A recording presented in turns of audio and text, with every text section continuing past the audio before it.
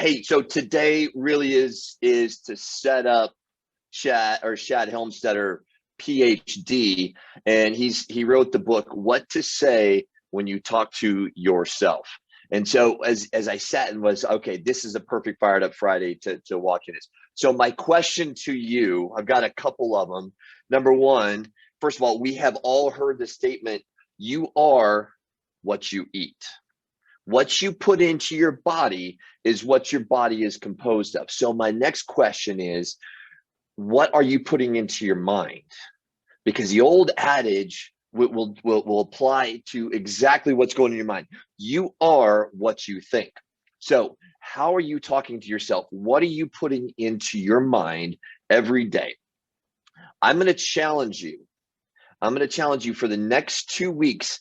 I want you to just take an inventory of what you're putting into your mind. What's influencing you every day? Is it positive or is it negative? Think about that. Think about that. So, are you listening to the news? Do you have the news going on 24/7? Do you get home and the first thing you put on is Fox News or CNN or MSNBC? Are you listening to that 24/7? Is that what's clicking around in your head? Because I guarantee you, that's not healthy. It's just absolutely not. There is so much negativity in the news right now. It is just not healthy. Now, people will say, well, hey, well, how do I stay up on the news? Yeah, here's my tip to you. Okay. I pull out my cell phone. I'm gonna pull it out right now. And I'm going to swipe over to the left. And I'm going to look at the headlines right here. And I'm going to pop up one. I'm going to read probably the first 5 or 6 sentences of it. I get the gist of what the conversation says, and then I move on to the next one. That's how I'm keeping abreast of the news. And I don't get the negative talk 24/7 just bombarding me all the time. It's funny because I'll talk to somebody who listens to Fox News all the time. And guess what do I hear? I hear Fox News regurgitated out of their mouth. If I go to CNN, I hear the same thing. It is, yeah, we're fair and balanced. Yeah, there's nothing fair and balanced about Fox News. And I'm not saying, I'm not politicizing either way, but I will tell you that the news is on I think it's a 12-hour news cycle, might even be an 8-hour news cycle. So they're constantly keeping you just pulled in. You've all heard, if it bleeds, it leads. Yeah, because it's intriguing. Everybody wants to see what the next thing is. Here's the next thing. Okay, let's put the news away. The next thing is, what are you listening to? What music are you putting into your head? And when do you put that into your head? When I go to the gym, hey, I want something that's going to be loud and proud and get me going to the gym, get me ready to go. If I'm out on a run, hey, I want something that's motivational. I want something that's really inspiring. But before I go home at night, I don't want to hear anything that's like, rah, rah, rah, type thing, because that's how I walk into the house then. I want something that's going to calm me down. I want something that's going to be like, hey, put me in a good state as I go in to the house. So my question, what are you listening to on the radio? Is it good? Is it bad? How is it affecting your mindset? My next question is, what are you reading? What are you feeding yourself with? Hey, I just pulled out this book, Think and Grow Rich, Napoleon Hill. If you haven't read it, absolutely a number one read.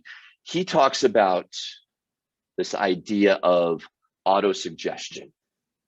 And this is what he says about autosuggestion. It says, autosuggestion is a term which applies to suggestions and all self-administered stimuli. Self-administered stimuli. You are doing it to yourself, which reaches one's mind through the 5 senses. So what are you putting into your mind? What's that self-administered stimuli that comes through the 5 senses that may be affecting your attitude? How are you talking to yourself? Let me give you an example here. This is one of my favorite ones. I had this discussion with my 30-day challenge crew. There's 2 words that I don't like, and rarely do I ever use these 2 words. The first one is hate, and the second one is failure. Hate is a really, really strong negative word, and I don't use it. Failure is a really, really negative word that just crushes your soul. But there's a time when I can use both of those in the same sentence. And it is, I hate the word failure. That's my auto suggestion. That's what I'm telling myself. I hate the word failure. And I look at something that I may not do perfect, or that I may slip up on, that somebody may go, oh my goodness, I just failed at that. No, you didn't. It was just a lesson learned. Think about it. You didn't fail at anything. You just learned a new lesson. There's a different way to approach things. So that's one example. The other example, which I was just sitting with one of our fellow ACs out there, and I thought, golly, this is amazing, right? She said, I'm getting ready to go on vacation, right? And Jim, it's actually a Jim Rohn quote that goes something like this: when you're in the office, be in the office. When you're on vacation, be on vacation. So it's that mindset that you're telling yourself of, hey, I'm coming in, I got to be this person. But now I'm going to go over here and be on vacation. Let me be on vacation and just relax. So I thought, brilliant. The last suggestion, or the last book I'm going to tell you, if you have not read, go read. It's Miracle Morning by Hal Elrod.